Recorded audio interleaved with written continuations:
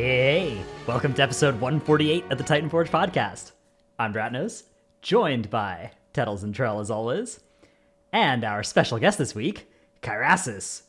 Hello, welcome. Hello. Do we tell Dragonflight that it's 149? Is it 149? It's 148.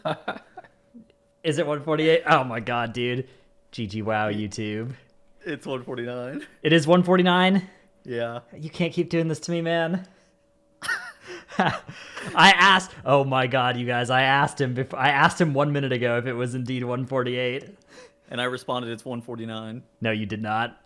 I will leak our chat right now. No, you said it was 148 for sure. Edited messages coming in soon. Anyways, 149 then, fine. Whatever. I don't care. I'm over it. Not to be ruined, because we have our wonderful special guest here, Kyrasis. Kyrasis, why don't you give us a little bit of a, intro to who you are? Okay, hi, I'm Kyrasis. I've been doing in-depth theory crafting for Blood Death Knight since the start of Legion. I got into tanking Mythic Plus since the start of BFA, which I've been playing Blood Death Knights for and Mythic Plus, regardless of how good or bad they've been for every season since. And I've been maintaining an in-depth guide on the specialization since the end of BFA, and I do some casual YouTube content as well, starting in Shadowlands. What's your IO right now? Are you 3,300? 3,400 maybe?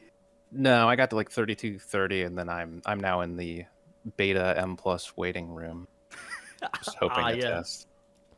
Not really feeling the key pushing too much anymore at this point in the season, but it was fun for a little while. All right, yeah, so obviously there's been a tremendous amount of beta news and Dragonflight news that has dropped over the past couple of days.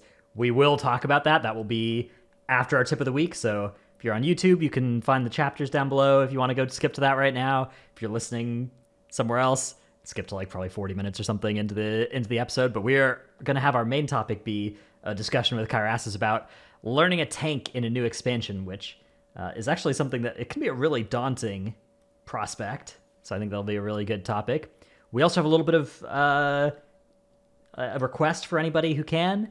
In our Discord's welcome channel, there is a survey related to some trivia of some kind that Squishy's helping us run, that if anybody can go fill out that survey and not tell me, Tettles, or Trell anything about what's in it, keeping it secret, then that would be much appreciated. That will be something we will that will come up in some way later. We're not sure exactly how yet, because, of course, it's being kept secret from us.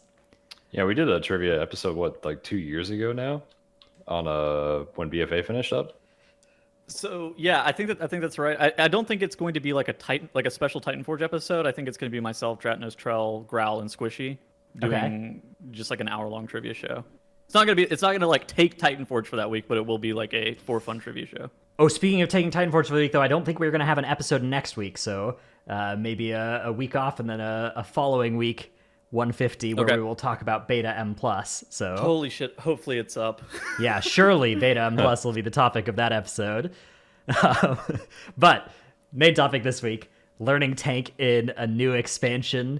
I guess largely kind of M+ focused as well, I would say, because Kyrasis, you've been doing most of this M+ pushing without too much extensive rating. Like, we had Greg on a couple of episodes ago, I guess dozens of episodes ago, talking about like kind of doing M+ without any real raid gear at all. How much like mythic raid gear do you find yourself equipped with for your M+ pushing? I think I'm in a similar situation as Greg was, where I'm mostly getting my gear from M+.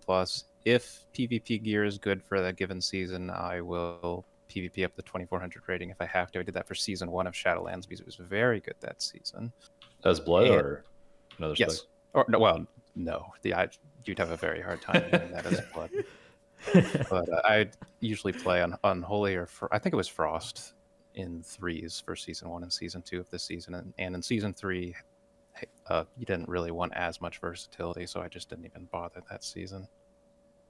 And beyond that, I'm mostly only doing mythic raiding in an alt mythic run that comes online once Cross Realm begin. Otherwise, I'm not raiding with the guild at all, and that's just a 2-hour a week alt mythic raid run where you just grab half the raid pretty easily and you're done for the week. Okay, so you do end up getting some, 304s, but not like 311s or anything like that on your character. Do you have a gavel? Not usually, no, except for now that we have True.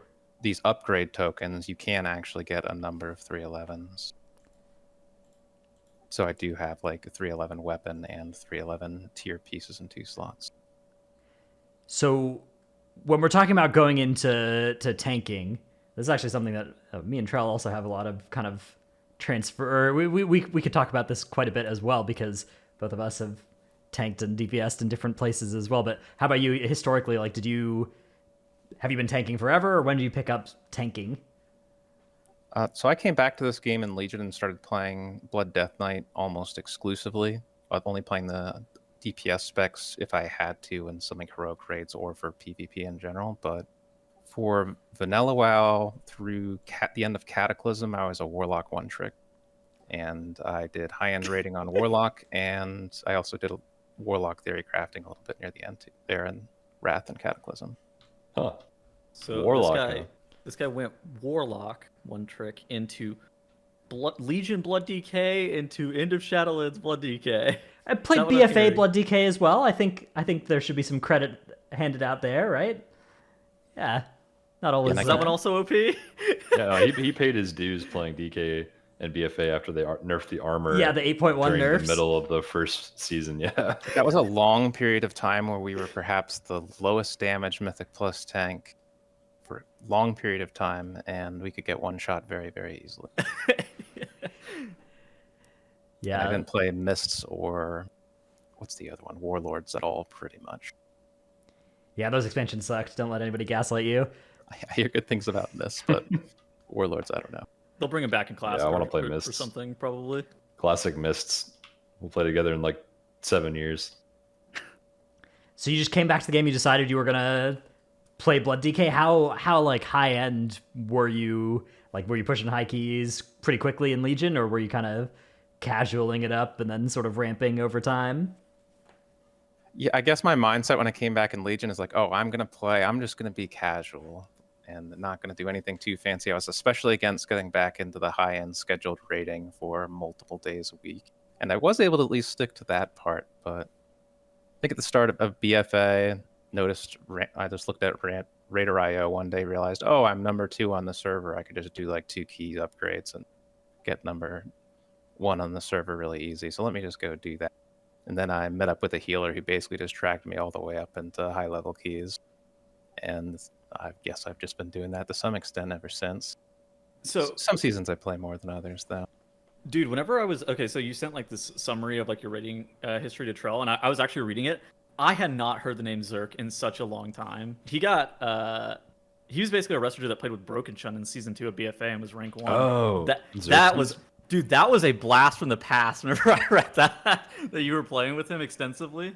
Yeah, I pushed up the rankings with him in season 1, and season 2 is actually the only season I've missed since BFA started, just because I had a bunch of stuff going on in my real life, and I did not have enough time to play this game at like enough of a level to make it worth it. But yeah, I'm glad that he got number 2, and then I think he burned himself out and just basically just completely stopped playing after that. So Rank 1 pushes are rough, though. absolutely. Yeah. What's it like actually playing Blood DK in all of these seasons? Obviously, whenever it's good, like you showed that you can be one of the top DKs in the US and the world kind of thing. What happens when it's bad? Do you think that tanking is one of the roles that you generally can be? If you're just good at it, you're going to be fine regardless of the season? Or is it something that's like, you feel like you're holding your group back if you're playing a suboptimal tank? You do for a little bit. You do feel like you're holding your group back a little bit, especially if you're also trying to like push seriously on an off spec. But he's like, okay, I want to be the only off spec person in this group, and I want everyone else to be meta. And that's just kind of a toxic thing to set up if you're going for like a rank push in that situation. Where I don't know, I'm trying to find that sweet spot now where you don't play too much, but you play enough that you can stay at a high enough level that you do see the high end keys to a reasonable extent. But gosh, what was your original question? I think I forgot. Like, how do you feel about it whenever you are playing these seasons where like Blood DK is not meta?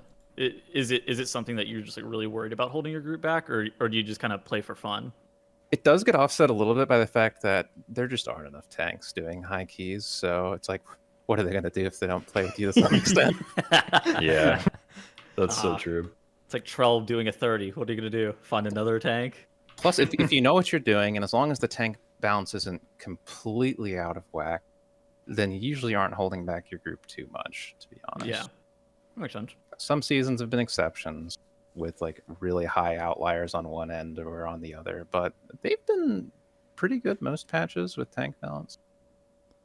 Yeah, this season is Blood Decay is really good as well, so you kind of get to be on the happy side of it. Do you notice there being like a difference with like how much you get whispered for like, hey, you want to do some keys, versus in back in like BFA season 4 or whatever? Oh yeah, I started up in BFA season 1, and it was basically the same thing. I was like, oh, this is great. You just like basically just happen to be the meta tank, and everyone's rolling out the red carpet for you a little bit. And then you do have to push a little bit more yourself to try to actually get in these groups. It's not just completely other people inviting you for all of these other seasons where you might be a below average tank on the totem pole. But yeah, this season, if you actually look at some of these breakdowns, it might be the most one tank has been in front of the others, at least as far as like representation goes in the highest keys right now. Like worse than Prot Warrior in season 4 anyway. I should have checked Prot Warrior season 2. That may have been competitive with Dude, this. some of those Prot Warrior seasons of BFA were not legal. Yeah, Yeah, right they might have now been worse. Blood Season Decay 4 is BFA was more diverse than you'd think, though.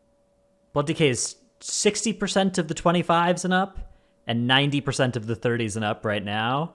I wonder what Blood Decay looked like as season 1 of BFA, because it came off of the last season of Legion where everybody was also playing a Blood Decay. Well, it You was can also say really that. good for most of that season.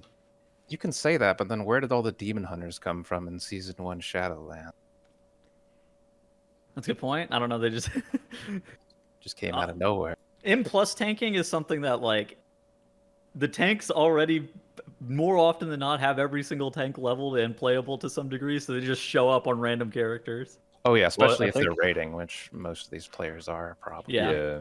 I think by season 1 of Shadowlands, tank players that do Mythic Plus were pretty much ready to play any tank at that point. I think season 1 of BFA hadn't gotten to that point yet. And especially if you have like a huge break between seasons, like going into an expansion right now. Well, we have a weird season in this case, but usually you have a huge break. You have like all this time to prep all the tanks and figure out what might be good, and I think that's why we had so many demon hunters. Yeah, it's interesting though, because like there's this population of like high end M plus tanks that are ready to just play whatever tank, but then there's also some value in just becoming really really good at one spec, right? Like understanding the kind of the full ins and outs of it, and you get this sort of transferable skills that you'll just remember like from you'll know so much about like the nuances of like how AMS functions or whatever, how exactly Death Grip works, how Spell Reflect works, like on these sorts of on a level that means that even when your spec's like not meta, you can do a lot of cool stuff with it in a lot of dungeons that maybe people aren't expecting. So I think there is some value to like developing like a full 100% mastery of a certain spec. And then it really pays off when your spec then becomes good and everybody else is kind of coming back to it, right? And you're there, with the full muscle memory on it. Absolutely. That's always good, and even in the seasons where you might not be as strong, you can usually get further than you'd think on those off-meta specs. And maybe my perception is skewed because I'm a tank and might be harder on DPS specs or healer specs. But at least from my experiences on the Blood Death Knight in the weaker seasons, it's like you could get pretty up there. You'd maybe be like a key level or two off, and depending on the balance. But yeah. I'm gonna keep it straight. If you're trying to play a DPS and you're like, I'm not gonna raid, you're gonna have a lot harder of a time than if you were a world-class tank and you're like, I'm not gonna raid. It's true, actually. Like, yeah, the people we know that like I mean, Greg as well, right? Even Trell some seasons, right? It's like, oh yeah, I'm just gonna do keys. I'm not gonna raid. But it's like, oh, these people are all tanks, right? And then we know about even the healers. Most of the healers I know that wanted to do that are now in raiding guilds, like Growl and JB and stuff. Or you can do it on healer. Like, yeah, I think that is something on healer that you can do it. But then there are some like trinkets and stuff like that where you're like, okay, I really want this trinket. I have to show up in raid. Kind of similar to what Kyrasis or Greg or all these other people who are falling into, where there's some stuff from the raid they're like, well, I don't really want to raid, but I do really want that loot. Yeah. But then Yeah. for DPS, it's like you're gonna get somebody else is gonna get invited if you're doing 5k DPS less than the other DPS. So I guess let's kind of focus back on the topic of actually like learning to tank, particularly going into a new expansion where a lot of the rules kind of get thrown out, right? Going from, I guess, Shadowlands, going from Legion to BFA, DK didn't change a huge amount. It did change quite a bit in feel, right? The haste went way down, and the leech thing went out the window, but BFA Season 1 may have been like the least amount of secondary stats all characters have ever Yeah. had in recent. I can't even remember Yeah. a patch that was worse than that. yeah. I remember that 100% because haste. testing raid today for Dragonflight was like, man, my spec feels amazing, and it's only season 1 of Dragonflight. But I remember BFA being like super miserable about it. I remember every time you leveled up, right? Like you went from like level 115 to 116 and your legendaries turned off, but just each of those levels, your haste would just get cut in half. Oh, yeah. You'd be like, ah. And so just like whichever zone you started leveling in, you were breezing through, and then whichever one you picked as the third was really hard. Mm-hmm. Yeah. That expansion was last- definitely like that. The last I have looked into it, it looks like the total amount of secondary stat bonuses you'll have in Season 1 of Dragonflight is going to be almost exactly the same as you would have had in Season 1 of Shadowlands. So that's what you can expect going into it. Oh, okay. So, what do you think is the general process for players to like pick up tanking? So it's not something that it seems like it has a lot of easily transferable skills from players who have never tanked before. Maybe melee DPS has the most transferable skills to tanking, just because you know roughly how the mob should be positioned. But in general, like how do you guys think going up and like picking up tanking, especially in a new expansion, is supposed to look? Is it just testing, or like in just getting out there and doing it, or is it something that's more like you could do a lot of research offline, like watching other people play and be able to pick up a lot of different stuff? I think step one for picking up any class and the tank is really just looking at the rotation. And for tanks, a lot of aspects of your rotation are a lot simpler, but then at the same time, you do have other things that depend on incoming damage patterns or reacting to things that happen to you. That is a bit of a different dynamic than what you would get on something like a warlock, for instance. And as you're saying with transferable skills, it's like, yeah, other than melee DPS, a little bit giving you an experience of what it's like to be in melee and dealing with melee mechanics, the only transferable skills you're really getting from other roles is that you might understand how those other classes and specs work a bit better, so you can play around them to some extent. But other than that, yeah, you're pretty much just starting from scratch. Yeah, I do think there's a lot of value for everybody in playing all the roles to some extent. Like, if you're going to try and be the best anything in the world, you want to know, like, you learn a lot about how tank plays by playing tank for a bit, and then you will understand what your tanks are going to do when you switch back to another role. So I do think everybody should try all of them and should... So, Yeah. So Trell, how do you think that dungeon knowledge factors into this? Like, obviously, Kyrasis hit on like class knowledge, and that's obviously like probably the most important first step is understanding like what your class is supposed to look like. Then how does the dungeon knowledge also factor in to just like picking up tanking at like an expansion level even? I mean, if you know the dungeons really well, it just makes learning the role you're trying to learn 10 times easier. I don't think it's any different for tanks versus melee DPS or range DPS or whatever, but like if you know what the mobs do, what kind of damage they do, especially as a tank, physical or magic, you know when the damage is going to happen, which mob to group the pull on, which mob doesn't move, you know when to line of sight, all those little things will help you a ton, and then you can just focus purely on your class. Okay. So yeah, Better- like Sorry. doing the research before you start learning the class on the dungeons is very, very helpful, I would say. And for better or worse in dungeons, you're usually the one driving the car, so the group's going to get angry at you if you drive things off a cliff. Yeah. We actually had a great question in our Discord. It says tanks are generally the de facto shot callers and pugs. How do you guys handle the pressure early in an expansion when dungeons are very new to some players? And then how do you judge how much you do/don't communicate with the group? Is there such a thing as like overdoing it communication wise? How exactly do you take that burden of being the de facto shot caller, especially for dungeons that you may not even know? Like what are you even supposed to do about that? I think I was more put off by this in Legion and BFA before I started getting more M+ experience, but I think one way to go about it is you can just get more comfortable in like lower level dungeons that aren't going to be as threatening to you immediately, just so you can get more familiarity with the mechanics going on. In a worst case scenario. Otherwise, it's like if you are not afraid to brick people's keys trying things out, go for it, because that is going to be the fastest way you can learn things sometimes. That's true. I told somebody that as like a tip of the, or not tip of the week, but somebody had a Q&A. I told them, don't be afraid to brick somebody's key if you're the tank. Yeah, I mean, there's no other way to, like, you can't do it without trying, right? I do think start of expansion versus mid expansion, there are some pros and cons to both, right? Like, start of an expansion, if you're trying to jump in as a tank, then like everybody's learning the dungeon alongside you, right? So there is sort of this learning mindset that a lot of groups will have, and like explaining things to each other and experimenting, that kind of stuff. But then if you switch to tank later in an expansion, the upside is maybe you'll already know a lot of the mechanics if you've been paying attention from your other role, and then you can sort of, I guess, ideally pick them up as the tank more easily. So there's pros and cons to making the switch either at the start or the mid of an expansion, I'd say. I think we could that specific question or series of questions that you asked though is a really good, very open question. But like the pugs you get, you kind of have to assume they don't know shit at the start of the key.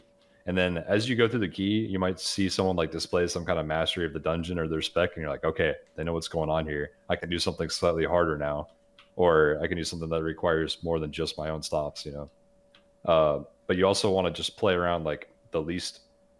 You want to give the jobs to the other people in the group that are the least impactful or the least prone to killing the pull or the key, you know. So like you take all the very high responsibility things yourself if you can.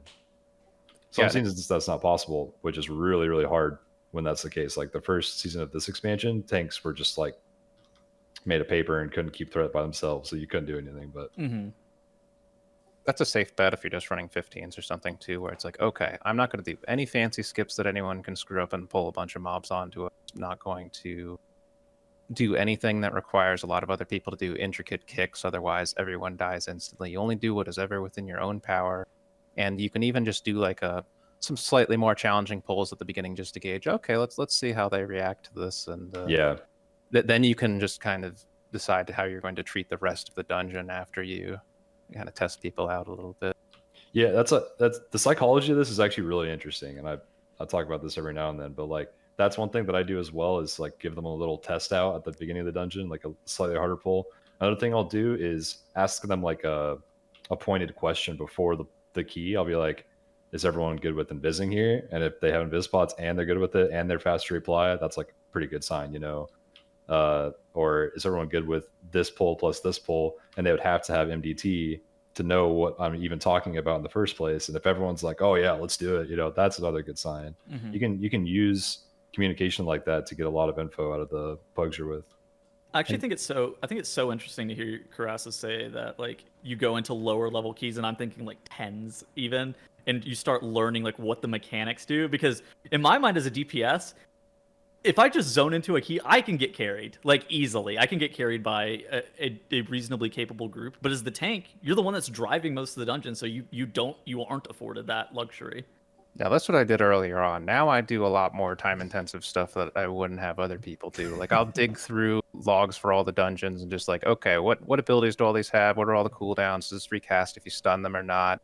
I'll do all that ahead of time at the start of an expansion or start a season with these dungeon rotations as much as possible. And then I'll go see what other people are doing on VODs on Twitch. But again, this is like time-intensive stuff, and if you don't have a whole lot of time to play this game and you don't enjoy that sort of deep aspect to it, you are going to have to do a decent amount of trial and error at the end of the day. Like with routing in particular, I feel like there's a lot of core skills with it that just make you be really good at like just making routes on your own, even with limited information. But at the same time, it's really hard to teach someone that without them just kind of naturally picking up on it by going through the motions and giving things a shot themselves.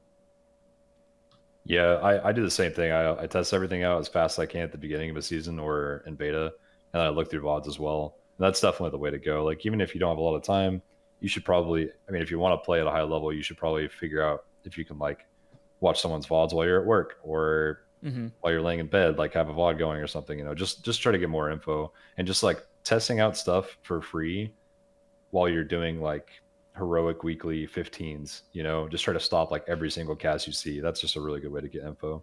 Drennis, would you ever recommend somebody like log into beta and do dungeons on the beta at some point to just try to learn the dungeons if they're looking to pick up tanking in the new expansion? Is because like the expectation is way lower there. I mean, yeah, like it is a good. The more beta you play, the more prepared you're going to be for Dragonflight when it comes out. There's it's a good investment of time for sure. It's not something that's a lot of fun for a lot of people, like creating a character on beta, doing beta content. A lot of people would kind of just prefer to wait till the expansion comes out, and you can definitely do that and get by just fine. But yeah, I mean, particularly if you're looking to pick up tanking, running the dungeons on, you can only run them on heroic right now on beta. Soon the M Plus will be out, I'm sure, but surely doing some heroic dungeons on beta, kind of getting a feel for the mechanics a bit early. Yeah, it's not a bad idea. You do have to be a little bit careful because sometimes stuff changes between beta and live, and it's like, oh, if you confidently like state, I can stun this or whatever, then you press stun and nothing happens, and you're like, oh, okay, I cannot stun this. Yeah, that's a good point. You have to retest things that you already know and assume that they might have changed at certain points in seasons. Like especially like 3 or 4 weeks into a season, you're like, okay, they could have randomly changed all these things on these months. Yeah. Now, it is worth saying that for Shadowlands dungeons, for the most part, all of the mechanics stayed almost exactly the same from beta, and the main noticeable exception that I can remember is they changed a bunch of mobs in Necrotic Wake to not recast on like stuns and knockbacks when they used to recast if you didn't kick it. God, I forgot about that. Like that single target incapacitate, and I think there was a few others. But and when they do change things, they generally change things in the direction of making them more lenient. Yeah. So you are not at a loss for learning these things in beta. And in fact, if you are going to use beta for anything, you should just use it to get information that you can take with you. Either dungeon mechanics, raid mechanics, just getting used to how your class plays with the new talent setup if it's gone through any major changes, or even a very good opportunity to just change your UI and get that working better, because you can get that set up ahead of time. That's time that you're not going to lose. Yeah, and even just getting an opportunity to play with people as well. Like if particularly once M Plus on beta is out, that's a great way to, if you play a bunch of beta there, you can find some people that you otherwise wouldn't get to play with based off of your score that then you maybe get to play with on live as well. Oh yeah, Things go well. I think that's how JPC got into things, actually. Dude, he was on beta all the time in Shadowland. Yeah. Okay, how about though? So we've kind of come into this going from 0 to all the way up to high end tanking advice, which we do from time to time, and I think it's a bunch of good advice. But what about somebody who's just looking to get like they currently DPS their weekly keys with their guild, and they want to make the leap into tanking weekly keys for their guild, right? And like even that is a scary chasm for a lot of players to cross, right? That tanking role, like you said, there's a lot more on your shoulders in the dungeons. Is there any advice you'd have for somebody in that position in particular, like ways to kind of make it a little bit less scary to get started with being the tank? I think a big thing is, and it doesn't even matter where you get it, I would just get a baseline route from somewhere. It doesn't have to be perfect. You can build up to it. But there's a couple of people who provide routes out there for dungeon. Yeah, do not use those ones. Any of the other ones will be fine. Because, yeah, it's good to start, too, on something a little bit safer, because you can always ramp it up later. It's just good to know how hard something is when it's in a doable state, rather than, like, starting off with some 5-pack pull. It's not going to help you very much as an immediate learning experience. So I just try to take things slow and work up from there. And, yeah, try to get a baseline from somewhere. It doesn't have to be perfect, because that can just make it easier for you, rather than you just opening up MDT for the first time in a dungeon that you're not too familiar with and trying to figure out, what's the best way to make a route to start here. Just copy people if you have to. I don't know about other people, but I particularly find it easy to jump. Like if I'm like a main on something of a different class and then I jump onto the tank of that, I feel like I already know like the class utility stuff. So at least being able to pick up like the rotation for the tank itself normally comes a little bit easier than if you're jumping from absolutely nothing on that class to trying to learn how to tank on that class. So if you're one of the 6 classes that has a tank spec, you'd recommend staying on. I mean, yeah, that does make sense. It would be changing less. I do think, pulling 1 pack at a time, holding the W key through the dungeon, not trying to combine pulls until you're feeling like, And until you at least know what's going on in any given pull, and then you can start to have an idea of like, okay, is there anything that would be dangerous if I put both of these together, right? Am I going to run out of kicks? Is there a mob that's going to empower the others? Like, what's going to go bad here if I pull these 2 packs together? I do think Kyrasis talking about the weekly route stuff is important because, like, there are some skips normally more than anything that are standard. There's some like first pulls of the dungeon that are also pretty standard, but like if you think about Halls of Atonement, that skip was like pretty much universally done. I bet in tens they did that skip, even still. Yeah. To the second boss. Yeah. To the one from Halkias to Echelon. I got Yeah. cat. Nice cat. Yeah, that one. What were some of the other skips you would see a lot? I guess it's like the Upper Karazhan one now is pretty like skipping the bridge, Erudite Slayer and the Pyromancer on the bridge. Oh, Those yeah, things that are one. like, yeah. I thought you were talking about the. I thought you were talking about the first witch woman at the very beginning of the dungeon. I was like, I hate her too. Yeah, you can and should, but like that's. I didn't think that was common. Yeah, that's not gonna be that common in Pugs. I think Yeah. I think getting an understanding of like, okay, across the 8 dungeons that are in this dungeon pool, which of these skips do I actually need to make sure that my group can do in my plus 15s? Yeah. I think there's usually only 1 or 2 dungeons really ever have something that's like vital to skip, right? It's like the Ataldazar double honor guard pull. Okay, we skipped that, right? The Slayer and Upper Karazhan, we skipped that, fine. But all the other stuff that people do skips in high keys, you usually don't need to for your weeklies. Yeah, even in something like Gambit, for instance, it's really nice to skip those Stormforged and higher keys, but if you're not at the level where it's critical and you're worried about your group performing a skip, especially since it's kind of weird in Season 4 because you don't even clear up to the door. If you're not killing Zolga monks, that is. Oh yeah. But yeah. Yeah, you definitely just pull those in your weekly key if you're trying to. Oh, I just pull Zolga monks and that Goliath in the way just so you can do Zolga monks cleanly. It's like, oh, this Yeah. isn't efficient at all, but I would just rather this group of people I've never played with be able to complete this key successfully. Yeah. If you're doing like an 18 or whatever, you just pull that giant. You're just like, all right, it's fine. It's in the way, but it'll be fine. I think that that's like something that picking up tanking, like you're gonna learn that. Okay, and you're gonna be watching these high-end groups, and they're gonna be doing stuff that's super efficient. Sometimes it's better to just kind of hold W and just take the easiest route because you'll be able to get like the rest of your group through the dungeon because you're afforded so much time and just like a lower level key generally. You don't have to worry about like pulling off these really finesse skips or strategies or anything. You can take the easiest trash packs and just play those, or even play something where you're just holding W. It's totally fine. And I think a lot of the time too, it's like unless you are currently facing time pressures, you can just go ahead and keep doing what's working for you in your route. That's straightforward. It's like if you need to get the time to get some margin, the time of key, that's when you go and make optimizations. And that's a really easy way to get time in a dungeon, yes, but some of these optimizations are harder to do than others, and especially at the higher end, you're forced to do more and more of those finesse pulls and skips that, again, don't do a lot of them if you don't have to, because you're just increasing the chance that something goes terribly wrong.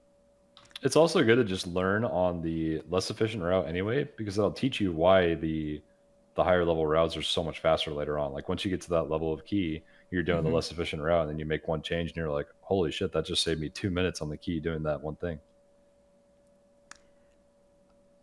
All right, one more topic we have is simulations. Simulations for tanks and simulations for M+ versus Raid in particular. So I know this is a topic that you have a bit of a soapbox to stand on about. What's your take on sims? And this is maybe more applicable to damage classes, but I just wanted to bring up the point because they have, I think, hectic ad sims, and recently I've been seeing some stuff come up with like dungeon route sims where it tries to just take all of these different encounter types and just kind of jam them into one encounter that you can optimize your rotation around or just optimize your gear around to do the most damage. But you have to keep in mind that those types of sims are very biased towards multi-target pulls. Like, let's say you have a dungeon and all it is half of the time you're fighting a boss and the other half of the time you're fighting like 10 enemies that all have the same health. It's like the 1 point of extra damage that you get on that boss is speeding up the dungeon a lot more than 1 point of damage that you're going to get on the 10 target pull, but the sim doesn't know the difference. It's just looking at your overall damage for these combined profiles. It's like if you Yes. really want to do anything in depth with modeling in general, you're going to have to look at each of these scenarios individually and then see when you're changing things, how it affects all of those situations individually, and then try to make a judgment for yourself on whether or not it is a good decision for you based on the key that you're doing, the affixes or whatever. I'm glad that you brought this up, because I think that people look at like Hectic Ad Cleaver just like dungeon slice M plus sims, and then they take the damage value that they get out of that and they use it as gospel in some situations, and that's so bad because you're getting DPS, but the thing that you actually care about more than anything is like the amount of seconds that you're going to potentially save. And in addition to that, there are a lot of situations where like utilizing your cooldowns in a different way, because dungeons, it's not just you doing damage. There are 5 people in your group, and like so say you have a warlock in the group, and that you know that they're going to cover a lot of the AoE damage, but you know that your damage is more valuable to pump and say like a Shard of Halkias pull. You're better off actually just shooting that Shard of Halkias because it has 75% more HP than the rest of the pack. But sims are never going to account for that. They're just going to account for, like you said, what gives you the highest amount of like AoE damage, and it's never going to tell you exactly like what's going to cut off the most amount of time. And that's why whenever I do like M plus sims, generally I just like, I'll take like single target and look at it for like 2 minutes, take like all the buffs off, and then I'll take like 5 targets for a minute, 10 targets for a minute, and then just kind of consolidate all of the different talent situations and think about like, oh yeah, what's better for this situation? I feel like you just need some critical thinking when it comes to simming for M plus. Yeah, and I'll usually do something like 8 minutes single target and 8 minutes 5 target, because again, I'm just looking for like representative numbers. Though it's a bit more complicated for tanks too, because then you also need to model like mitigation and consider like effective health sometimes, depending on what you're doing. So you're dealing with multiple, like 3 different metrics instead of 1 a lot of times.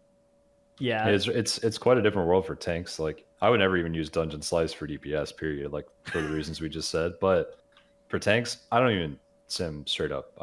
The biggest concern for me is always, can I live this pull? Can I live that pull? Or this boss at the highest possible level? And then if that's true, then I move into adding more damage throughout the key. But I don't think I've ever been in a situation where I can just like abandon all defensive build outs and go straight damage throughout all the years I've played.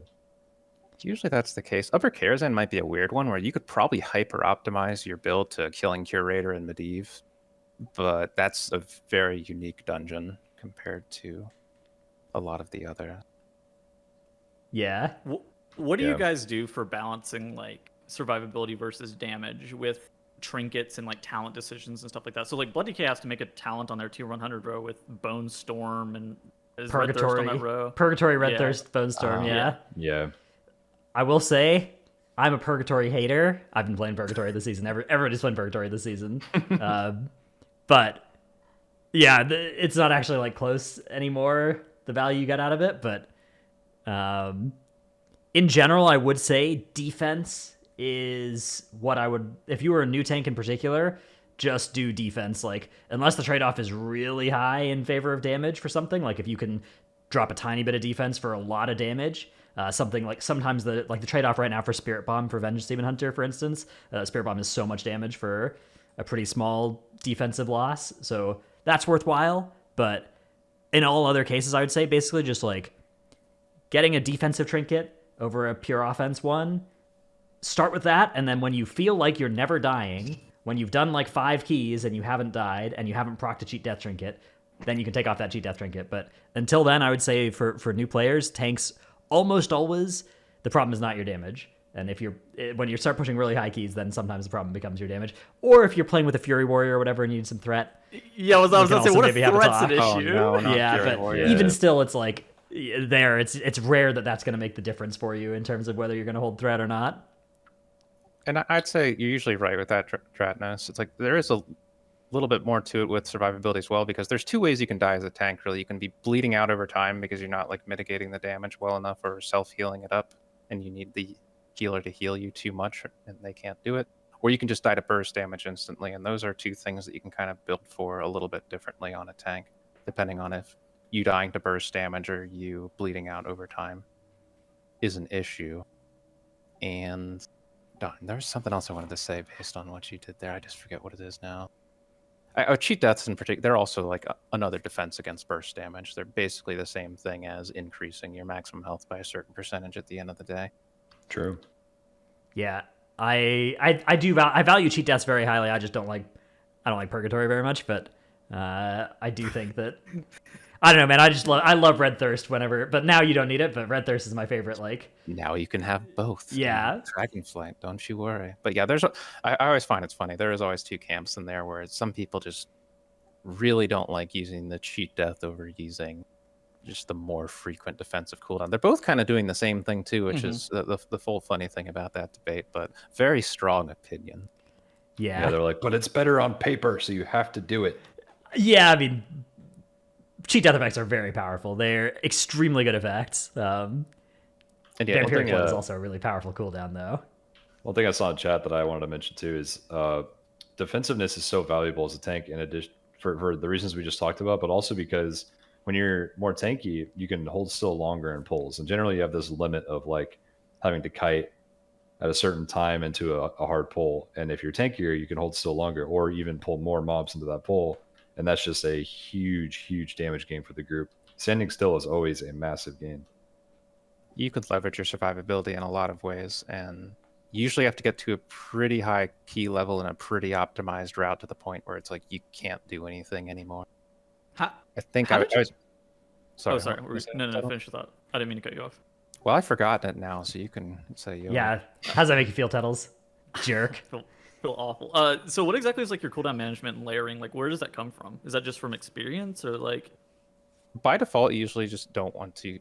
Actually, yeah, we could talk about defensive cooldown usage for a bit, especially because Yeah, this is a complicated one. Blood Death Knights have a lot of defensive cooldown. And I think early on, like you definitely can get by almost with no defensives, but I think it's good to just get into the habit to just start stringing them off one at a time. Don't stack them, but just try to get as much utilization as you can and value that you can out of them, because eventually you do get hit key levels where that matters, and you only really want to double stack defensive cooldowns when you absolutely need to, maybe at the start of pull, or maybe if you have a defensive cooldown that's just up 100% of the time, so you may as well use other defensives at the same time with Dancing Rune Weapon. Yeah. Mhm. Yeah, I will say it depends on like a little bit on the season as well. Shadowland season 1, whenever I was playing Vengeance Demon Hunter, then I always felt like, okay, I kind of need spikes plus something or meta, right? Like spikes plus Firebrand or meta to be like really comfortable in a pull. And then, but the upshot of that was then you had to kite really early, and that was the thing about that season, right? Was if you overlap your defensives with each other, you have to kite because you're going to be out of defensives at some point. So that's Same with I think a warrior good, block. I think it's a good rule of thumb though, right? Like if you are ever pressing, if you're overlapping your defensives, that means that the pull is probably scary enough that you're going to be kiting at the end of that pull. So that's if you don't want to be kiting, then you need to find a way to get through without super overlapping your defensives. Blood Decay a little bit of an exception right now because they've got 30 defensives and 100% uptime on one of them. So you know you can kind of do whatever you want. Even without that, and I think with some of the tanks, they happen to be weaker going into pulls. Like with Blood Decay, it's like, okay, your Death Strikes heal for the damage you've taken in the last 5 seconds. So less than that, your Death Strikes aren't going to heal for a whole lot. You might be, if it's the first pull of a dungeon, you might be low on runic power. You might not have bone shield charges. So it just takes you a little bit to get up to like a strong, steady state. So sometimes it might not be bad to use 2 if you have to, just to brunt the initial damage you're taking. And then you can kind of stabilize after that. I mean, Bear Druids literally run into packs with sack or Ironbark on them. They are getting pre-sacked or Ironbark walking into a pull. Bark Me going into pulls was like a big thing for several tanks in various patches. Yeah, I mean, it's absolutely true because often you do have to put up like a Mirror Rend global in the start of your pull. That's not doing AoE threat. That's not healing you. That's it's literally just like a burned second, right? Like if you're having to do something like that, it's a good time to just have an extra defensive rolling. Trell in the prot where you had to like get pre-bark and then you would like charge shield slam before you were able to get your first block up, right? So like similar. You have to commit like 2 or 3 globals before you even get that shield block. Mm-hmm. A lot of times the tanks have like polarized globals too, where some globals are threat globals at the beginning of pulls and some are stay alive globals. And you have to like very angrily make that choice sometimes where you're like, if I don't press this, my DPS is going to die. but then I'm gonna also almost die because I couldn't press my survival button till the next global. So you have to make those choices a lot at the beginning of polls, and that's why an external is so good on poll usually. And you also typically want to go in with something rolling like Demo Shout or Celestial Brew, something like that. And like Blood Decay, you might have a third type of global where it's like, oh yeah, I need Bone Shield charges in the long term, but this is neither helping me stay alive in the short term or giving me AoE threats. So you're choosing between these three things for your first 10 globals. 5 seconds into the poll, the Fury Warrior's dead, and there's nothing you can do. Yeah. Yeah. Yeah. Actually, as well, like when you're trying to get threat, it's such a scary time for a tank too. Like most of the times I've fallen over this season have been because I'm trying to get threat, right? Because like, you know, my DPS are getting hit, so I got to try and taunt or death grip or, you know, blood boil or something to try and get threat, and that means I'm not healing or being defensive. So I think damage players sometimes underestimate how much it really puts you behind if they just rip one or two people or one or two enemies off of you early. It can very easily get you killed. So to play around that as the tank, going in with a bunch of cooldowns like sent on like rune weapon first global into a pull, even in seasons when you don't have full rune weapon uptime, but like going into big pulls with rune weapon being your first global and just like smashing some threat at the start and defense with that. I think a big thing for Blood Decay too that helps. It's just a small thing too. It's just while you're running in, just throw down a Death and Decay while going in. That'll help a lot with threat. Yeah. It's just a small thing, but it's a free global because you're not doing anything else while you're walking it. Yeah, absolutely. Anytime, any tank spec, there's often like a Sigil of Flame is a pretty similar thing for Vengeance, right? Just put one of those down before the pull gets started. It's free. Consecrate, although then you got to come back to that Consecrate. If it gets really bad, you start, and I hope it isn't this bad in Dragonflight, even though it was bad in the start of Shadowlands, you start like pre-taunting things to get that 5. Because when you taunt something for 3 seconds, you get 5 times the amount of threat on it when you start putting in damage. So if you're worried about someone pulling like 15 seconds in, you just taunt this guy, throw a decent amount of AoE or single target into him, and it's like, okay, now I know I'm not going to lose threat on that guy for the pull, and you just start cycling through them. The only downside of that is that if someone does actually rip off of you while that taunt is down, you can't get it quickly back, though. In the case of Blood Decay, you have 2 taunts with Death Grip, so you can kind of cover for that a little bit. Yeah. All right. I think we've covered most of what we wanted to here. Although if anything jumps back to mind, we can, of course, bring them up over the rest of the show. I want to move on, though, because we have some news about the expansion release. But first, we have our Tip of the Week segment. My Tip of the Week is for anybody trying to save the Shadowlands, get the Veilstrider title. So most of us are going to be gated by the Maldraxxus portion of this achievement, the abominable stitching part. If you need more of the superior parts resource, you can get them from your mission table, but it's a proc, whether or not that spawns on your mission table.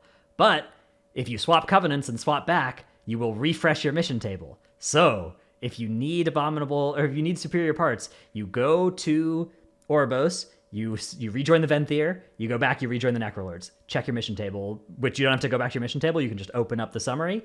Is there a superior parts mission? If not, switch to Venthyr, switch back to Necrolord. Usually this takes 5 or 10 times tops. You'll have a superior parts mission in your mission table, and you can grind out dozens of extra superior parts per week if you log in every 5 hours and do this. So what are the superior parts for? They let you create your abominations, which is something that is part of the time gate for this achievement. What's the achievement for? The achievement gives you the title Veilstrider, and it signifies that you've saved the Shadowlands. But you have to do it before Dragonflight comes out, or else the title is gone forever. That was a great tip, Dragon, so I will be sure to use that this week. All right, Charles. I similar to somebody in Twitch chat, I'm so over Dratnos. Charles, what is your tip of the week? And if you thought mine was bad... Mine's also equally useful. So if you're going to level in Classic, there's a good add-on called Rested XP, and that add-on will save you a lot of time while leveling. Is that one free, or is that the paid one? That one actually is paid, but it's worth it, I promise. It's okay to win. I just leveled to 80. I had fun no-lifing for a couple days, leveled to 80 in Wrath, and that guide probably made it twice as fast to level. And this is a long grind. Like that expansion, the average leveling for good players and everything is like 30 to 40 hours. Whereas retail, like this 10. Leveling process for us is going to be like 5 to 8 hours, 5 to 10 hours. Yeah. Woo! All right, Kyrasis, what is your tip of the week? My tip of the week is a weak aura that shows healer, mana, and their drinking status, which is particularly useful in Mythic Plus when you're pulling, just to make sure that you don't pull when your healer has low mana and they might have a hot on you and you'll immediately put them in combat. So you can wait, and as soon as you see them start drinking, you can pull, because as long as you don't need them to heal you right away, then they can get up to whatever mana they want before they come and join the rest of the group. But if you keep them in combat too long, they'll get angry at you. True. And you gotta like kind of figure out which mobs will put the whole party in combat instantly too and stop their drinking. Oh, for bosses in particular, yeah, but Yeah. maybe even some trash mobs it's an issue for. Yeah, anything that like pulses AoE damage to the group as well is something to look out for. Like the portal keeper, the first pull of streets like will insta combat you the moment it gets pulled as well, like stuff like that. Although, if you need to be drinking before the first pull of streets, we do have a problem. Yeah, you're not gonna be drinking before that pull, but you technically could. Yeah. I do want to say, as everybody's attorney here, you don't have to install this weak aura. No healer can force you to. And if the mana, you don't have to worry about it. If they are good, they'll figure it out. You should never be obligated to have to check that. Okay. So It's their know job your to rights. heal, Yeah. and mana is their problem. Yeah. True. That's a good opinion. Tettles, what is your tip of the week? All right. Well, I couldn't find any clips. All the clips related this week had to do with classics, so I have a tip. So if you zone into Algathar Academy, it's one of the dungeons that we have for next expansion. There are 5 Dragonflight people at the beginning, dragons at the very beginning of that dungeon. They offer you a buff. Make sure you pick that buff up in the first section. I've seen so many people go in Algathar Academy and miss their buff. Really make sure that you grab it. What are the buffs? So they like there's one for each Dragonflight? It's one for each stat. So it's like Okay. It's like 5% mastery, 5% haste, 5% crit, 5% versatility, I think, and then there's like a 20% healing taken increase buff, 10% healing taken increase. It's 10%. Yeah. It got lower the more times I said it. 10% healing taken increase buff. But yeah, make sure that you get the buff. I've seen a lot of people miss that buff. I hope they let you mount in that instance. It feels like a long walk whenever I've been in there. I am shocked that you can't mount in there. All right.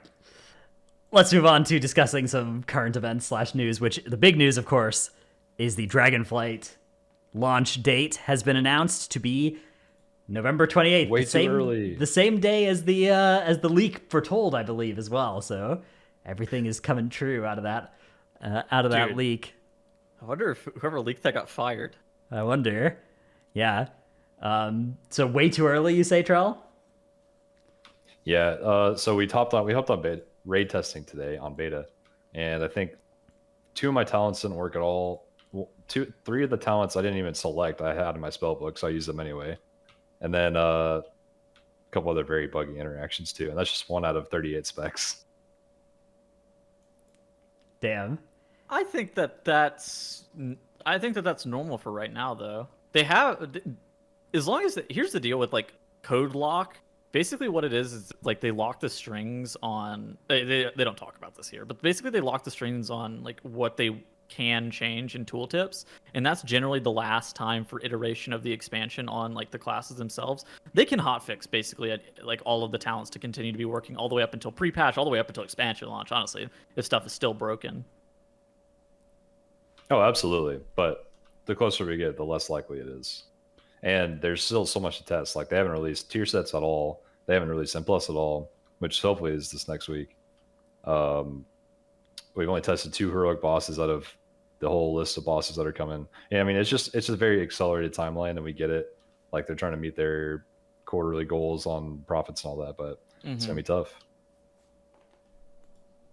Yeah, I am worried about the tier sets as well.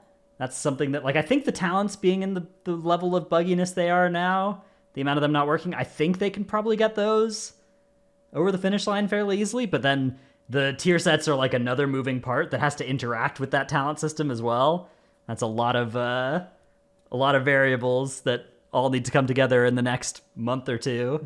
Yeah, They data mined the Arcane Mage one, didn't they? Yeah, the Arcane Mage one, it's not that complicated as well, that one. If they're all, like, relatively simple like that, then it shouldn't be too horrifically buggy, at least. Although the tuning side of things, if all the raid testing happens before the tier sets come out, then that we may have some big discrepancies between how good some of the different set bonuses are, especially if there's unforeseen interactions with different talent builds, right? That they weren't like predicting being the best way to use them. On the other hand, I don't know. I mean, I think 2 months from now, I think there's probably enough time if they're, continuing to work at the accelerated pace that they've been getting to up to this point. I don't know. Given how many changes they're already doing to the game, though, do you really think they're going to have these extravagant, super impactful tier set bonuses for all the specialization? Right, nor should they, right? I don't know why they committed to doing tier set bonuses in the first tier. I feel like the Mogs complicated. The Mogs banger. Like no complaints about doing specific class Mogs. I was shocked that they doubled down and they're like, yeah, we're doing tier sets, tier 1. I'm like, holy shit. I mean, they got to do something. There's no list of systems like there was in the previous expansions. It's just talent trees. You got your class, and then they give you content, which is great. But I think having tier sets in the first season is a good way to spice it up a little bit. It's good. And I was just shocked with the state of classes that they were like, oh yeah, fuck it. I mean, I think they could have gotten away without set bonuses here. Like, there hasn't been set bonuses in a first raid of an expansion since Cataclysm. It was very normal to do first raid has no set bonuses, even when there were set bonuses for Mop, Wad, High Maul Legion. Didn't. Emerald Nightmare didn't. Yeah. And then BFA we didn't even have tier bonuses. So yeah, and So they Shadowlands. stopped doing that after Kata? Yeah, Or did it stay during Kata? after Kata. Like, Kata had tier in Bastion of Twilight and stuff, but Mogushan Vaults didn't. Right? yeah, Mogushan Vaults did not. Yeah. Yeah. So I think they could have gotten away, especially with like new talent trees. I feel like, we will have had the new talent trees out for 14 days or whatever, and then the raid will drop and we'll start having set bonuses active. I don't think we'll have like fully explored the talent system and feel bored with it yet. I think they could have gotten away with one tier without set bonuses and it would have been fine, but it does look like they're planning to hit us with the set bonuses, so that could be even better if it works well. I'm really interested to see how set bonuses work with like the new talent system, because basically all of your abilities, like stuff that previously was baseline, are now baked into like talent trees.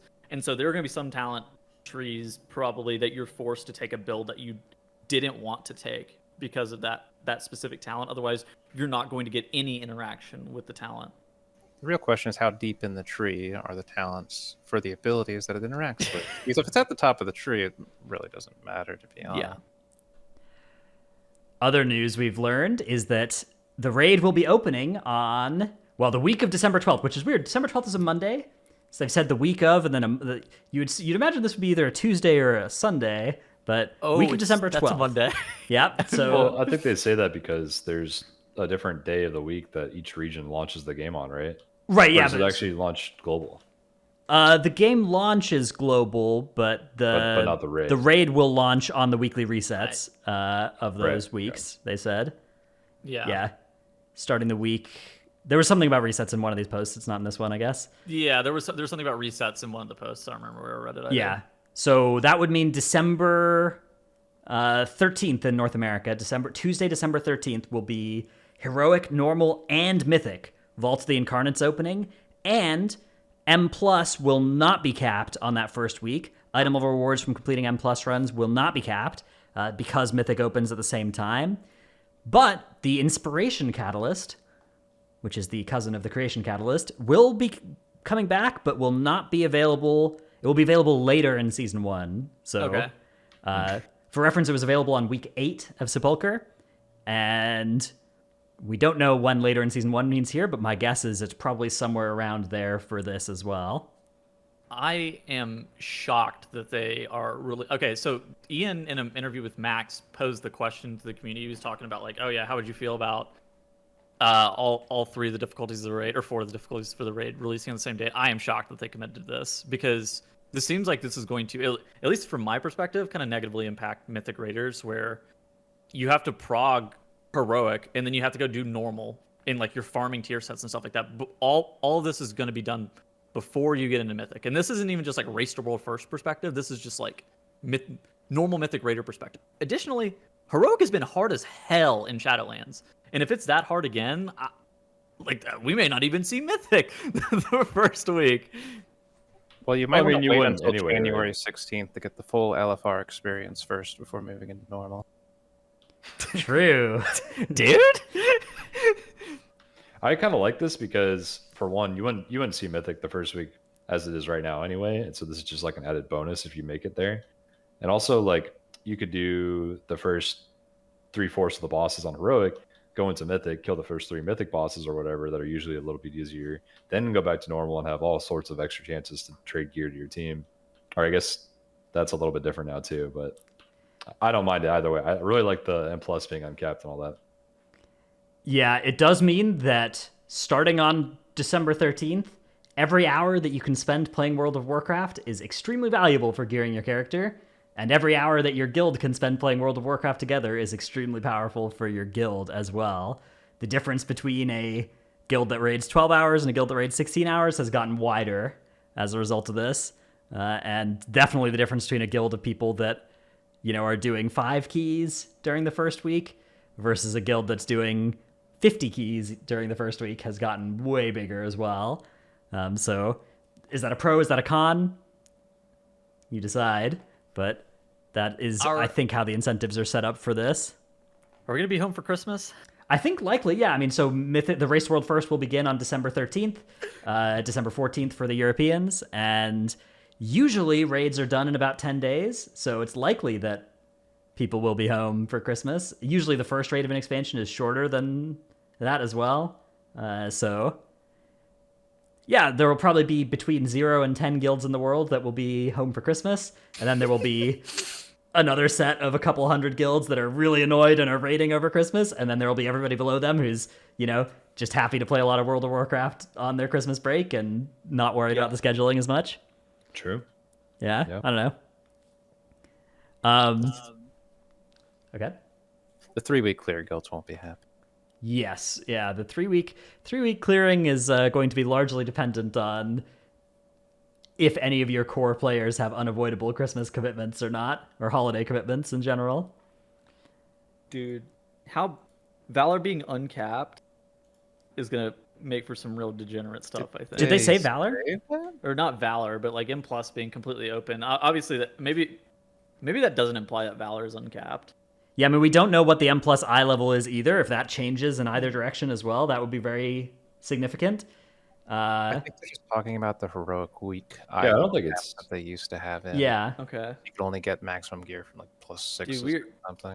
Okay. Yeah. So we're not going to be an M plus prison. Realistically, heroic raid is still going to be fairly valuable. Yeah, I mean, yeah. it'd be just like Mythic Tuesday was in the past, except it'll also happen on Heroic Week. So you still would get high value out of Mythic Plus, but only up to a certain point.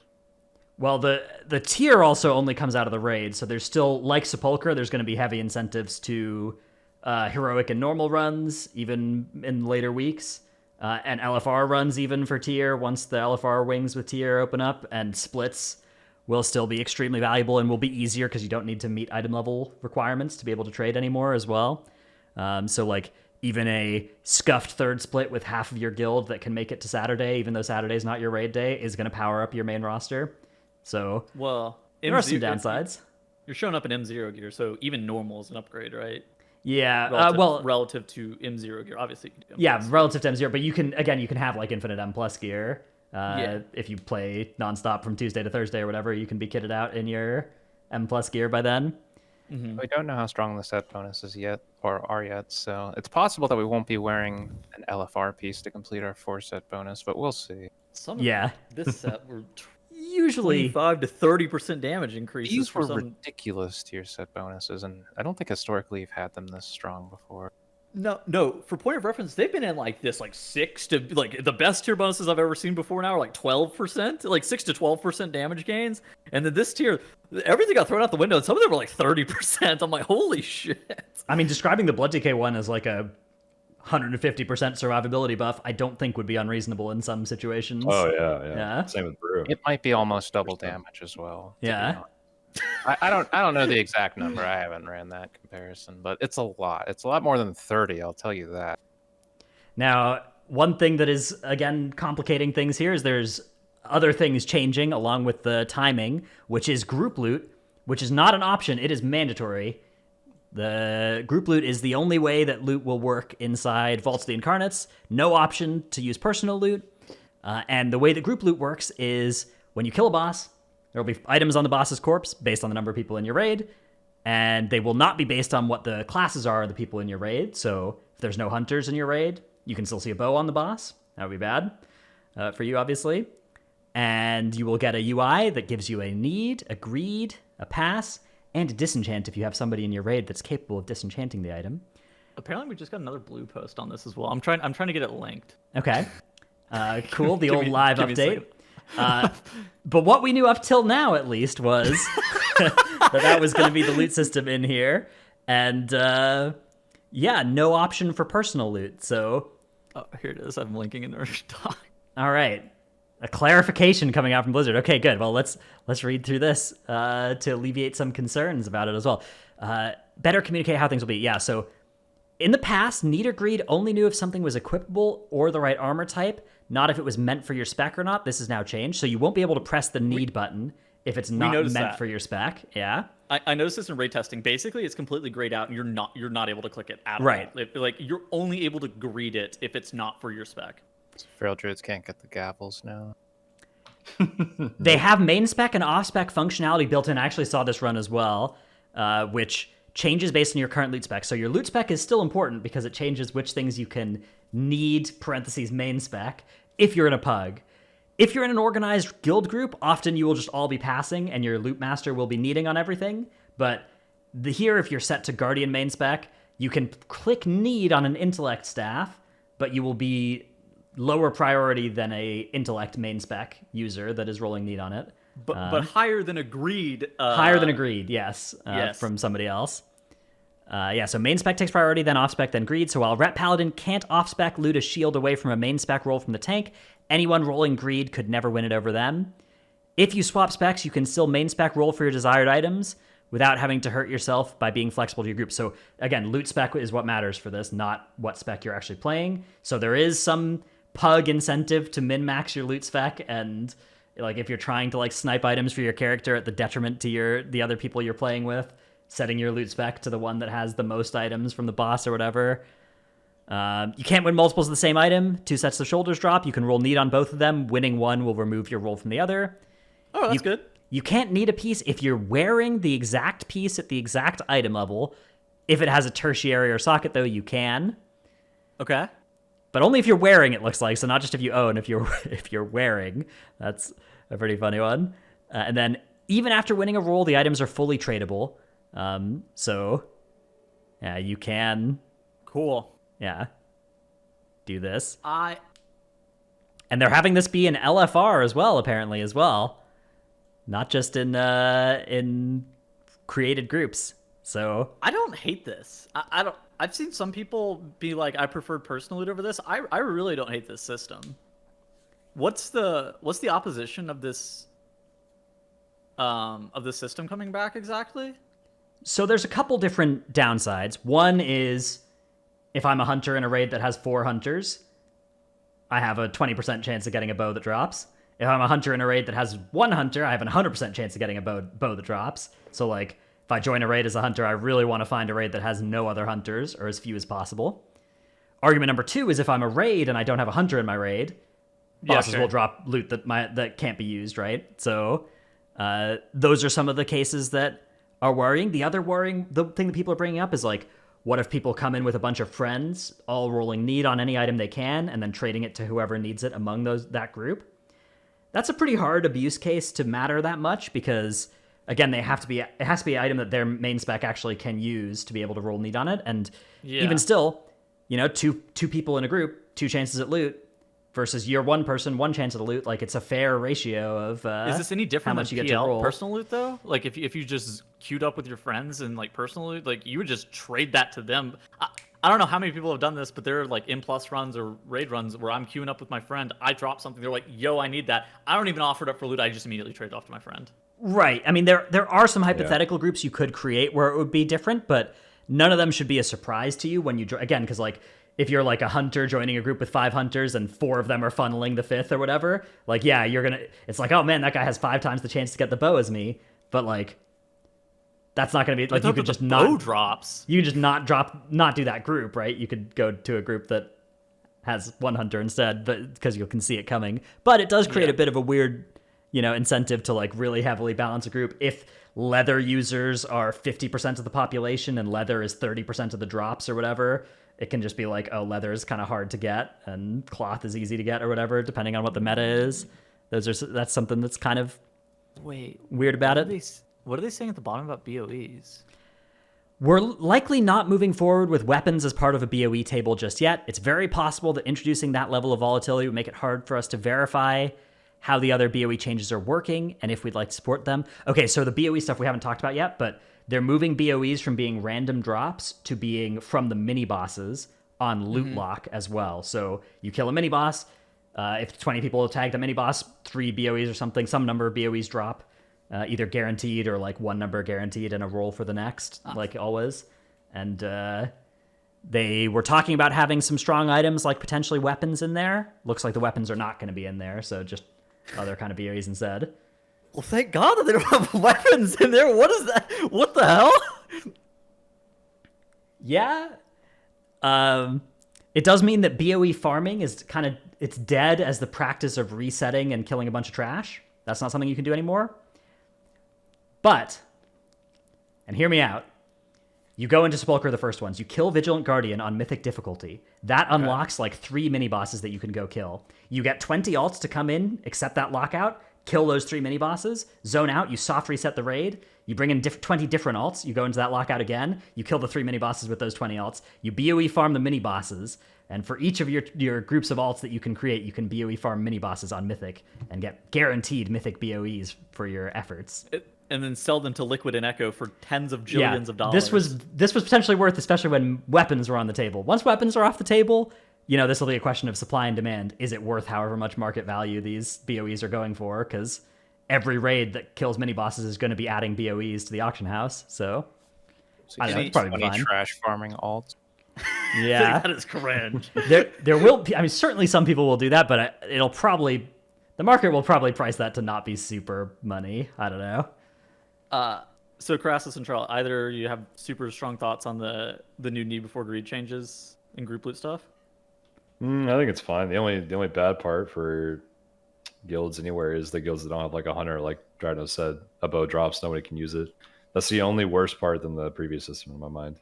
I guess it's a natural incentive for you to have a diverse raid roster, but I am getting like flashbacks from earlier on where you just like kill a boss for the eighth time and it's like, oh man, it's all warlock loot again. Yeah. And you can get really bad luck too with those systems where you think it's bad now where you just never see one item for a long period of time. Well, it can be a lot worse with this sort of system, but hey, we'll see. Especially they haven't released any details of like upgrade tokens or anything yet either, so at least as far as we know, those don't exist. On the topic of tanks, if you're a tank and you're expecting any item to get assigned to you in a high-end guild, Lamau, those. If you want raid items and you're a tank and you're in a high-end raiding guild, those are going to be coming from your weekly vault. Luckily, hopefully, that stops being true fairly, high up in the leaderboard. But certainly, at least in my guild, I will be getting all of my loot from Mythic Plus and from my Great Vault. Should they add a tank stat and a healer stat to some of this gear, you guys think? I'll bring back Spirit. Oh, it's funny you said that. I've been doing Wrath Heroic Dungeons this week, and almost all the loot is like plate tank stat gear, and people are so upset about it. It's so funny.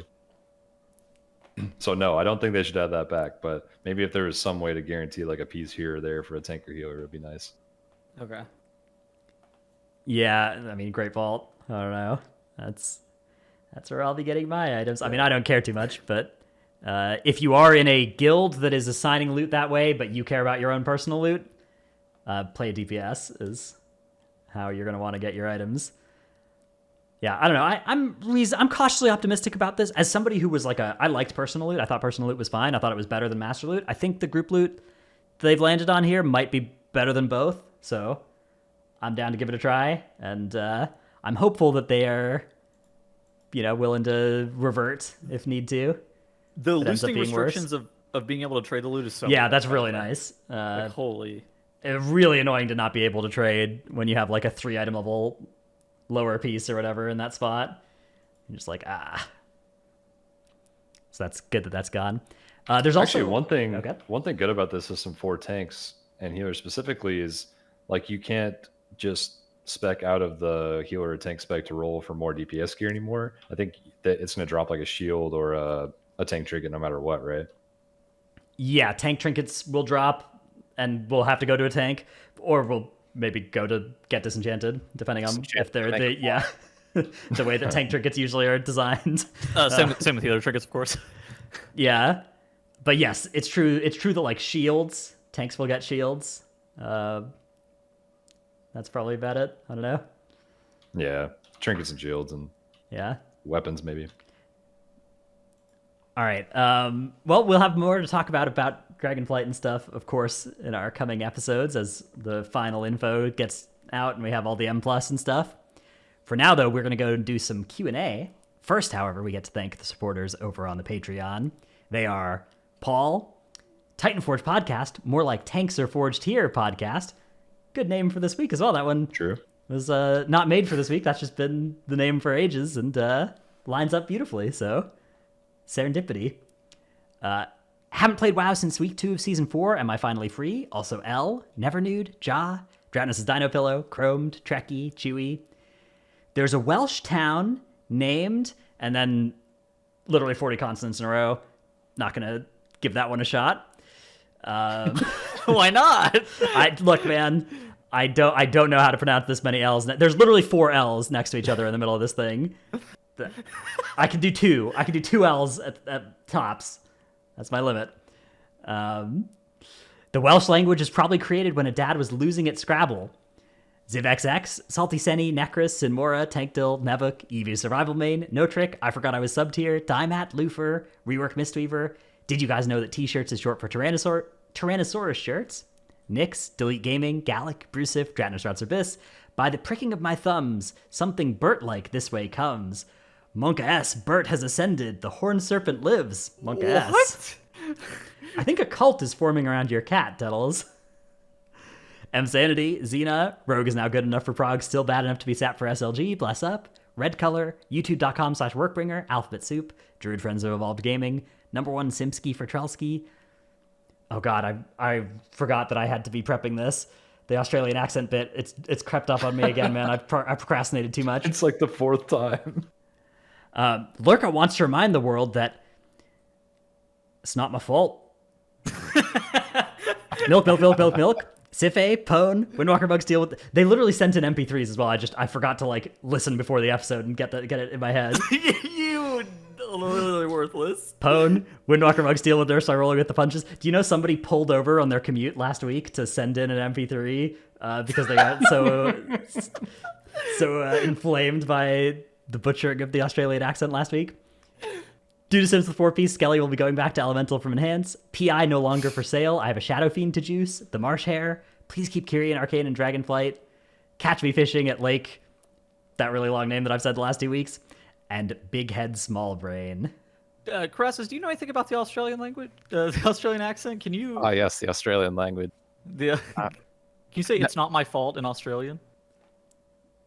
No, unfortunately, I probably. Yeah, see, me neither. If you gave me the MP3s, I could give it a shot. But That's what I said. Dragonus is I like can't holding them do hostage. anything without them. I can't pull up the MP3s right now because it's on my Discord, and my Discord is where I have a Discord maximized for the video call. It's impossible. Yes. There's just no counterplay. Some accents I could maybe do on demand, but that is not one of them. Yeah, me too. Yeah, I know you sound like a dwarf when you tried to say it the last time. All right, question and answer time. Our first question comes from Symphony in Discord, who says, "What are your biggest tips to prepare for a new expansion?" Let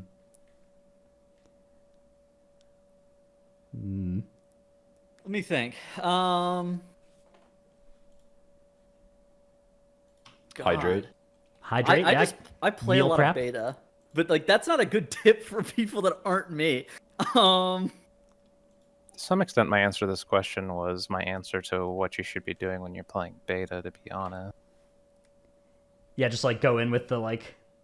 Learn mechanics, learn how Yeah. your class works, and redo your UI if there's anything to do there. I do think a UI cleanup is something that a lot of us have scheduled, that keeps getting pushed back. Now could be a great time to do it. Level your Probably evoker. Might be like 200 slots in your bank and inventory that you could just completely get rid of. True. Oh yeah, that's a good one. I clean out my bags and bank like the week before an expansion every time, I think. I personally like to keep trinkets from 6 expansions ago. Not legendary stuff, just trinkets. You literally never know if you'll need them. There's still a tanking trinket from Mount that will absorb an infinite amount of damage from any one magic damage hit that I just have in my bank waiting for a moment for it to do something. It's only a matter of time. It's only a matter of time.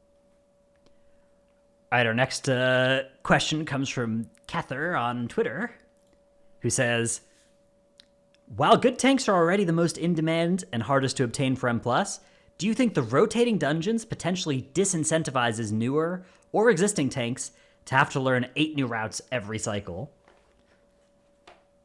This can be spun the other way too. The fact that you're put in a situation where now nobody is familiar with the dungeons means that you can get into it kind of on the same level as everyone else before, where if you're just starting tanking in season 3 of Shadowlands, for instance, it's like these dungeons have been pretty well optimized and everyone just assumes you already know all the tech, and if anything it might be a lot more awkward in that situation for you to come in. So this agree really with could that. go either way. Yeah, I do think it's actually- a worry of the I think it's system. good for tanking to have new dungeons rotate in a lot. I like that. Yeah, I definitely I empathize with being like overwhelmed by the new rotation, and there's a lot of stuff going on there too. But I do think trying to remember that everybody is like that can maybe help. But tanks that play less hours, like a lot less hours per week than others, maybe it is something that could be worse off for them. I'm not sure. Also helps that necrotic is 100% not a thing. True. going into next season. 100% not a Praise. thing right now, maybe. No, All right. they said in the Yeah. blue post. Oh, Well, wait, it's not in. actually gone? Yeah, Oh, did you really? miss Yeah. that line? I missed that Oh, one. Yeah. I Excellent. don't know where it was listed. Let me I see. saw It was, data yeah, mined. it was in the blue I got a post. data mine It was out in of the blue thing. I didn't post realize that it got- actually they've also and they had a tweet that said new affixes, so there should be new lower level affixes to replace them. Well, they worded it in a way that the new affix they're talking about could very easily just be the seasonal. Right, but affix. there's a tweet from World of Warcraft that says new Oh. Mythic Plus affixes with a little emoji next to it. So that makes me I think, did not see that. yeah. Oh. Tyrannified, 10% bonus to trash and bosses. Love that. Next question comes from DeChef, who says, how does Kyrasis deal with the glare sitting behind a window? Do you ever get glare through that window? I have to keep the window closed if I'm playing, to be honest. Yeah, because I have had it open before, and the reason why I ended up just closing all the time is because of the glare. It was really bad because I do get direct sunlight through this window at some times in the day. All right, and our final question comes from Shabby for you, who says, what tank spec is going to be your guys' main, and what do you like best so far? Trell, do you want to kick us off? Sure. Well, I will know that answer probably the 3rd or 4th week of the expansion, but that's a long way out. But honestly, I'm gonna play Brew a lot because, like Kyrasis, I have like a main tank spec I play quite a bit, just because I've identified with it for so long and I enjoyed min-maxing it to its highest potential each season. Are you still DPS raid tank M plus next expansion? Is that your plan? Oh, absolutely, yeah. I played Okay. Windwalker and raid testing today, and it was Windwalker's so fun to play. cranking. Yeah. Regardless of numbers, honestly, it just felt really good to play right now.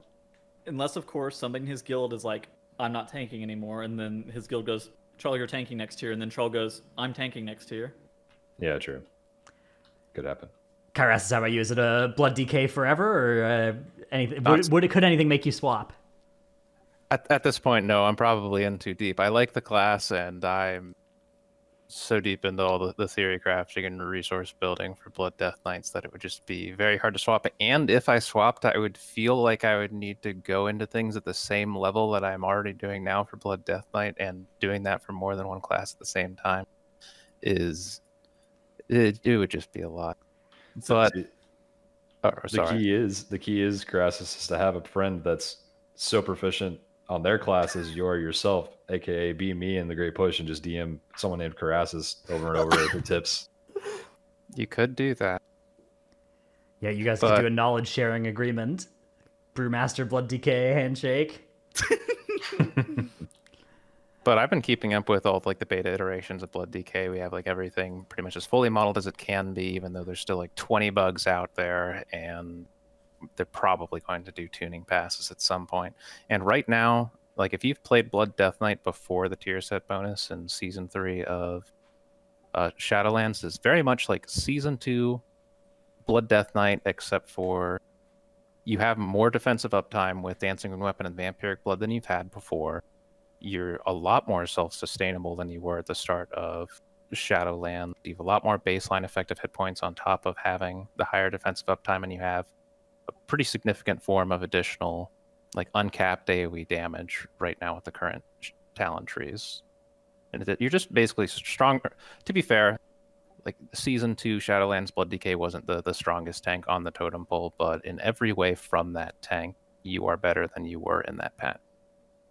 I'm just curious to see how it shakes out relative to the other tanks, particularly with how much damage they do, because... Yeah. I'm curious too. I think what you're saying about defensive usage especially, I think every tank's kind of in that boat where everyone has all these extra tools and they've had in the past so far on beta. But damage is completely up in the air. You're right. What are you gonna play, Dretnus? I know you're playing Bear for raid testing today. I rolled a 6. I did a wheel decide for that. I don't know. I played Bear and DH today for different bosses. Both were really fun. Both seemed really good.